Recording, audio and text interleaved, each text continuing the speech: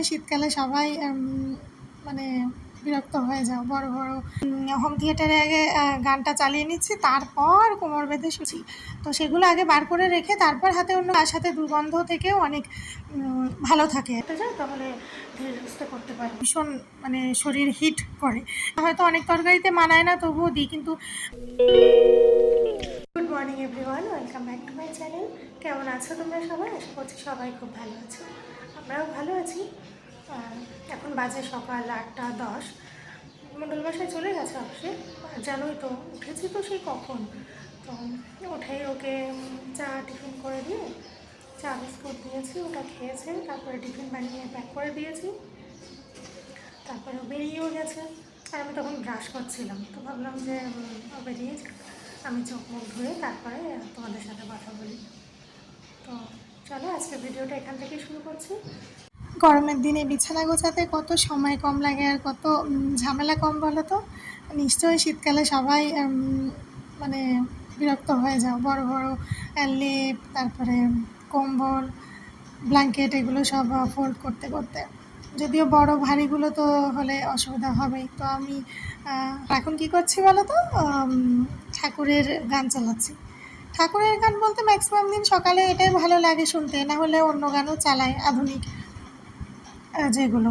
তো হোম থিয়েটারে আগে গানটা চালিয়ে নিচ্ছি, তারপর কোমর বেঁধে শুরু করব ঘরের সমস্ত কাজ করব। মানে বেশ ভালো লাগে না গান শুনতে শুনতে, এনার্জি তো লাগেই, আর সাথে মনটাও অনেক বেশি ফ্রেশ লাগে। এই যে দেখো, তোমাদেরকে দেখাচ্ছিলাম আমার ড্রেসিং টেবিলের উপরে হচ্ছে হোম থিয়েটারটা রাখা। তো গানটা আর দিতে পারলাম না, তো তারপরে ওখানে গানটা চালু করে আমি চলে আসলাম আর কি জামা কাপড় ভেজাতে। জামা কাপড় বলতে বেডশিট ভেজাবো। তো ওই যে দেখছো গ্যাসের ওপাশে জল গরম করছি। আমি যে কোনো জিনিস কাচার আগে না একটু উষ্ণ গরম জল করি, আর যদি জল বেশি গরম হয়ে যায় তাহলে ঠান্ডা জল মিশিয়ে নিই। আর উষ্ণ গরম জলে জামা কাপড় ভেজালে বোঝোই তো, মানে অনেক কষ্ট কম হয় কাচতে। বেশ অল্প সময় অল্প পরিশ্রমে হয়ে যায় আর কি। তো এই যে বেডশিট গুলো আগে ভিজিয়ে নিচ্ছি। আমি তো জানোই যে কাঁচা কোচার থাকলে যেদিন কাচবো ভাবি তার আগের দিন রাতে ঘুমাতে যাওয়ার আগে ভিজিয়ে রেখে তারপরে আর কি শুতে যায় আর কি। কিন্তু রাতে সেইভাবে মনে ছিল না, আর ভেজানোও হয়নি, তাই জন্য সকালবেলা আগে সবার আগে ওটা ভিজিয়ে রেখে তারপর কাজ শুরু করলাম। আর ওই যে বাইরে ডাস্টবিন রেখে আমি এসেছিলাম, কিন্তু আরও কিছু অনলাইনের প্যাকেট ছিল, তো সেগুলোও তো ফেলে দিতে হবে। আমার প্রথমে দিতে মনে ছিল না, এই জন্য পরে গিয়ে আবার দিয়ে আসলাম। আর এখন ফ্রিজ থেকে সবজিগুলো বার করে রাখছি, কারণ অনেক ঠান্ডা ঠান্ডা অবস্থায় কাটতে অসুবিধা লাগে, তো ওই জন্য পরপর আর কি স্টেপ বাই স্টেপ করছি। তো সেগুলো আগে বার করে রেখে তারপর হাতে অন্য কাজবাজগুলো থাকলে সেগুলো করে উঠতেই পরে গিয়ে সবজিটা যখন কাটবো তখন আর কি অতটা ঠান্ডা লাগবে না হাতে, এই জন্য আর কি। তো এবার সবজি টবজি কেটে আর কি তারপর লঙ্কাগুলোও ছাড়িয়ে রেখে দিলাম। ওগুলো বাজার থেকে আনা হয়েছিল, আমি সেদিনই করে ফেলি, তো করাই হচ্ছিল না মোটে। তারপর ওগুলো লঙ্কাগুলো ছাড়িয়ে গুছিয়ে রেখে এখন মাছগুলো বের করে ভিজিয়ে রাখছি। এইভাবে মাছ না বাজার থেকে আনার পরে ধুয়ে পরিষ্কার করে বেশ সুন্দর করে জল ঝরিয়ে, মানে আমাদের তো দুপুরে দুটো রাতে দুটো 4টে মাছ হলে হয়ে যায়।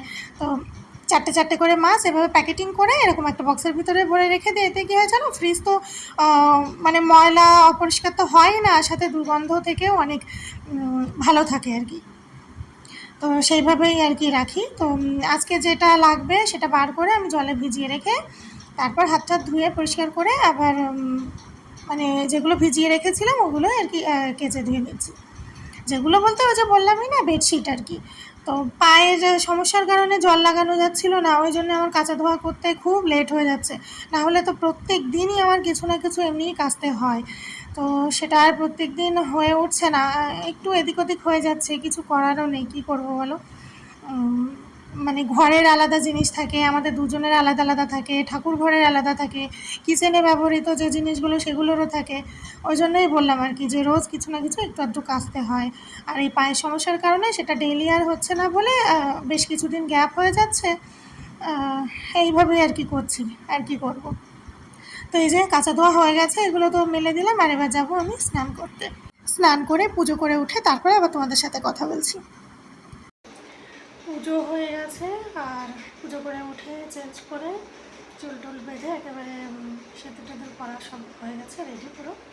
এখন 11:30 বাজে, এই সময় রান্না করতে না গেলেও হয়, কিন্তু ভাবছি যাই, এখনই রান্না করতে যাই, তাহলে ধীরে সুস্থে করতে পারবো, না হলে যা গরম পড়েছে তাড়াহুড়ো করে করতে গেলে আরও বেশি গরম লেগে যায়। তো চলো এখন রান্নাঘরে যাওয়া যাক। এই গরমে তোমরা কারা ফুলকপি খাচ্ছ বলো দেখি? আমার তো ফুলকপি বাঁধাকপি একদম এত অতিরিক্ত গরমে ভালো লাগছে না। এই মণ্ডল মশাইটা একে একা বাজারে পাঠালে মানে কোনো কথা বলে দিলে মনেই থাকে না, বাড়ি এসে বলে আমি ভুলে গেছিলাম। আমি বলছি যে এত গরমে ফুলকপি বাঁধাকপি এগুলো নিয়ে এসো না, আর শরীরের জন্য তো খারাপই, আর এগুলো তো ভীষণ মানে শরীর হিট করে, গ্যাসের প্রবলেম তো করে অবশ্যই। আমার মনে হয় যখন যে সিজনের সবজি ফল তখন সেই সিজনেরই খাওয়া ভালো। হ্যাঁ, ভালো লাগে, আমরা শাক খুব পছন্দ করি দুজনে, তো এখন শাকটা খাওয়া যেতেই পারে, ওটা তো আর শরীর গরম করে না বা গ্যাসের কোনো প্রবলেম থাকে না। কিন্তু ওই যে বলছি না, ও একা বাজারে গেলে এরকমই করে। আর এই যে কী করবো, এখন ফুলকপি আলু মাছ দিয়ে তরকারি করছি, আর খুব শর্ট টাইমেই করি, যেহেতু জিরে শুকনো লঙ্কা তেজপাতা ফোড়ন দিয়ে আর আলুটা লবণ দিয়ে আগে ঢাকা চাপা করে ভাজা করে নিয়েছি, আর লঙ্কাগুলো আমি দুফাল করেই দিয়েছি। আর টমেটো পেস্টের প্রয়োজন ছিল, তো অত হাতে সময় নেই, যে কারণে আর কি ছোটো ছোটো কুচি করে কেটে দিয়েছি, ওগুলো ভাজা ভাজা হতেই কষানো হতেই আর কি নরম হয়ে যাবে। তারপরে একটু জিরে গুঁড়ো আর একটু সামান্য আদা আলাদা বাটা থাকে, সেটা একটু সামান্য জলে গুলে কিছুটা টাইম রেখে দিয়েছিলাম, ওই মশলাটাই দিয়েছি। আর একদম শেষে আমি হলুদ দিই এই কারণে, না হলে কড়াইতে লেগে যায়। তো তারপরে সেটা কষানো হয়ে গেলে জল ঢেলে দিয়েছি, আর এই দেখো ফুটে এলে তারপর মাছ আর টমেটো দিচ্ছি। এই যে তোমরা আমার প্রত্যেক রান্নাতেই দেখো একটা টমেটো 4 ফালি করে দিই শেষের দিকে প্রায়, ওটা তো তরকারিতে স্বাদে কোনো পরিবর্তন হয় না, হয়তো অনেক তরকারিতে মানায় না তবুও দিই, কিন্তু আমাদের খেতে খুবই ভালো লাগে, আমি ভীষণ পছন্দ করি তরকারির ওরকম টমেটো নিয়ে খেতে আর কি। তো দেখো শেষে গরম মশলা দিয়ে নামিয়ে নিয়েছি, আর তরকারিটা সত্যি বেশ ভালো হয়েছিল খেতে। এখন তারপর আর পায়ের সমস্যার কারণে সেভাবে কিছু করিও নি।